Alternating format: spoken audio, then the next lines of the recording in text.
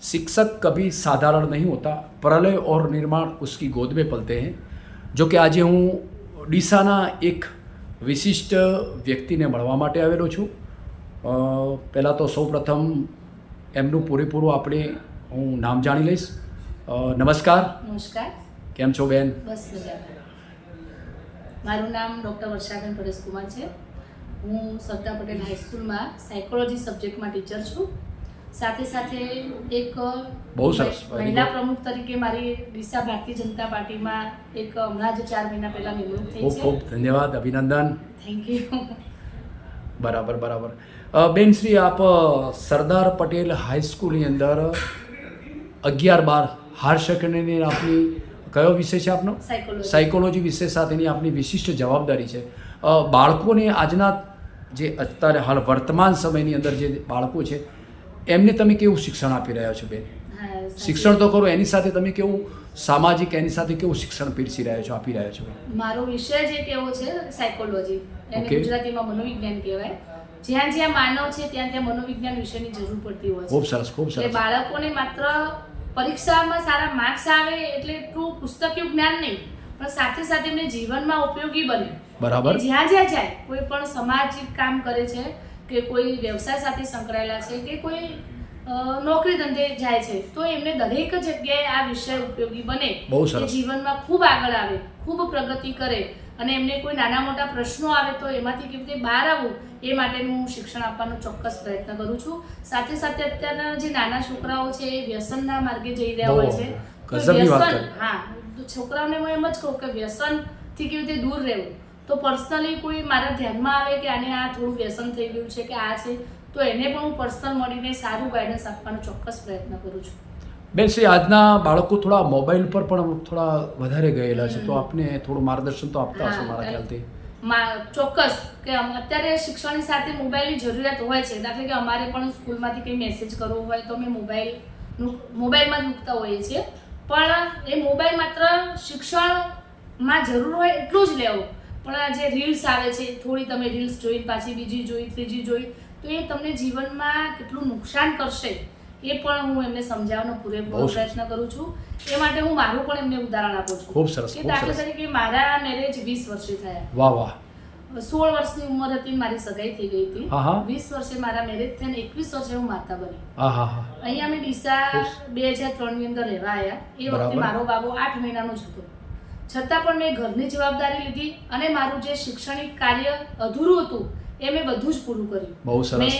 મારા બાબાના આવ્યા પછી MA કર્યું, BEd કર્યું અને PhD કરી.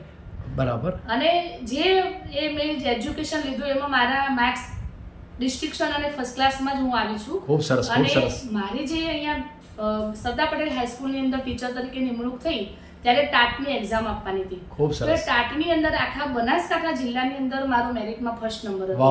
એટલે જ મને ડીસા અમે રહેતા હતા અને ડીસાની સારામાં સારી સ્કૂલમાં મને જોબ મળી ગઈ. એટલે એ મેં જે પ્રાપ્ત કરવા માટે પ્રયત્ન કર્યો કે ભાઈ કરીએ તો પૂરું જ કરીએ એમ, તો મને ચોક્કસ ભગવાને પણ સપોર્ટ આપ્યો, મારા પરિવારે પણ સપોર્ટ આપ્યો અને મેં કરીને બતાવ્યું કે ભાઈ કશું અશક્ય છે નહીં. તમે જો ધારી લો છો કે મારે કરવું જ છે, મન મક્કમ રાખો તો બધું જ થાય. તો એ મારું લાઈવ ઉદાહરણ છે અને હું મારા બાળકોને પણ કહું છું કે ન થાય તો છે જ નહીં, તમે જો ધારો તો બધું જ શક્ય છે. જીવનમાં મહેનત કોઈ પણ ક્ષેત્રની અંદર કરવી જોઈએ. તો આમ કહેવાય છે કે મન હોય તો માળવે જવાય, એ કહેવત છે કે જીવનમાં દરેક ક્ષેત્રની અંદર પ્રગતિ અને મહેનત તો કરવી એ જરૂરી છે. બેન શ્રી, આપને PhD કયા સબ્જેક્ટ પર કર્યું છે? મેં કુપોષિત મહિલાઓ પર કરી અને શહેરની અને ગામડાની જે વજન એમનું ઓછું હોય અને કુપોષિત રહી જતા હોય તો એ શા કારણથી રહી જતા હોય છે, કેમ કુપોષિત બને છે, એ માટે મેં.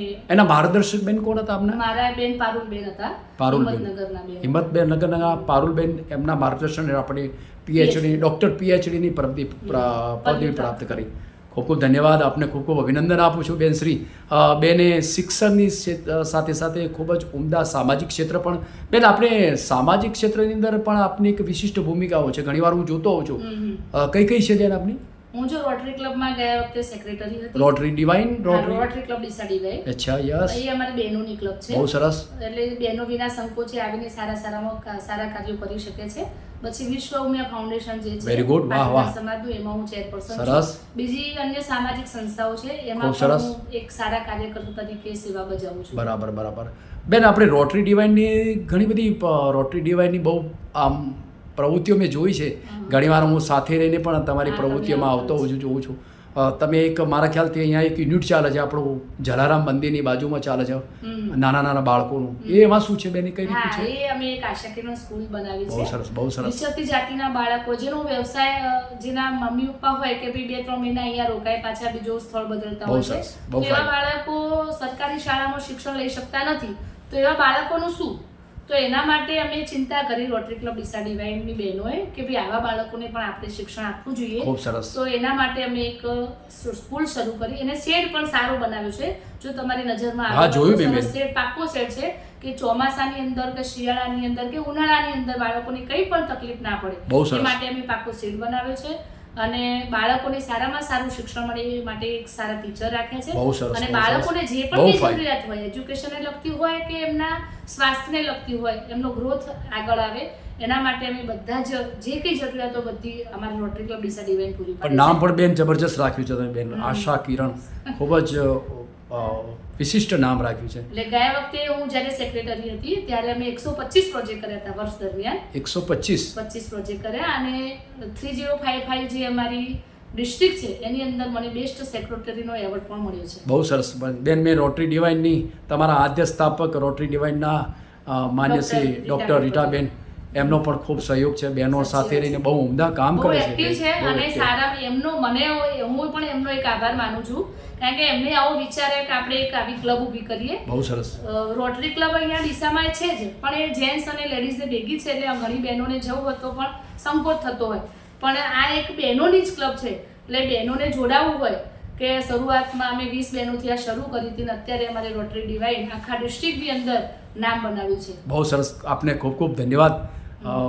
વિશ you all the best luck. ખૂબ અભિનંદન બહેનોને. Thank you. બેન શ્રી એક બીજી આપની સાથે વાતચીત કરીશ કે આપની શિક્ષણ, સામાજિક એની ક્ષેત્રે આપણી એક ડીસા શહેર ભારતીય જનતા પાર્ટીની ને આપને એક પ્રમુખ તરીકેની જવાબદારી આપી છે બેન, તો એમાં તમે શું વિશિષ્ટ કામગીરી કરવા માંગો છો બેન? એમાં ચોક્કસ. આખા ઉત્તર ગુજરાતની અંદર મંડળના પ્રમુખ તરીકે જો પસંદગી થઈ હોય તો એક હું પહેલી જ મહિલા છું. વાહ, એટલે વાહ. એના માટે મને ગૌરવ પણ છે. સાથે સાથે દાખલા તરીકે આપણા ભારતીય જનતા પાર્ટી મારા પર વિશ્વાસ રાખીને ખૂબ સરસ, ખૂબ આપણા સરસ. વિસ્તારના લોકલાડીલા ધારાસભ્ય શ્રીનો પણ હું આભાર માનું છું વાહ, વાહ. કે એમને પણ મારા ઉપર વિશ્વાસ રાખીને ખૂબ આ સરસ. મને પદ આપ્યું છે. તો હું પૂરેપૂરું એમાં ખરી ઉતરવાનો પ્રયત્ન કરીશ અને મહિલાઓ બહાર આવે, મહિલાઓ આગળ આવે એ માટે આ પાર્ટીમાં પણ અને બીજા કે ભાઈ સામાજિક સંસ્થાઓમાં પણ આગળ આવે, એમની કોઈ જરૂરિયાતો હોય, કોઈ પણ ક્ષેત્રમાં એમને આગળ આવવું હોય, બ્યુટી પાર્લર હોય, સીવણ ક્લાસ હોય કે કોઈ નોકરી ધંધે આગળ આવવું સરકારશ્રીના જે લાભો મળતા હોય. હોય હા, એ એમાં. બધામાં હું એમને પૂરેપૂરી મદદ કરીશ અને નોકરીમાં જરૂરિયાત હોય તો પણ એમને કહીશ કે ભાઈ આ અહીંયા જગ્યા છે તો તમે આ બહાર આવીને આ કામ કરી શકો છો.